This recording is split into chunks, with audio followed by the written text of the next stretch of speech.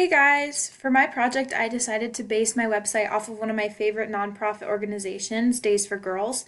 I renamed my nonprofit website Girl Gang Global, and basically what it is it's raising money for girls in third world countries who don't have access to feminine supplies.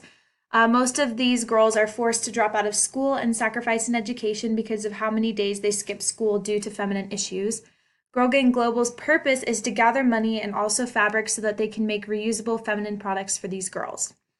My main call to action for this site is to compel the reader to donate fabric to the cause so that the volunteers can assemble and sew the period kits. So I wanted my website to look bright and super girly. I wanted colors that popped just because typical African colors are bright and exciting.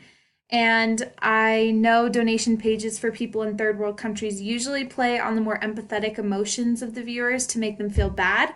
But with this website, I wanted to make it a little bit more uplifting and encouraging and feel that it was more compelling and more positive. And so that's why I chose pictures of the girls smiling and laughing. Um, so yeah, at first, when I thought about this project, I was really nervous because I wasn't confident in my ability to do CSS, but I was actually shocked at how easily I was able to put the site together. I think it took me about an hour at most cumulatively to get everything working. But overall, I learned so much about this class.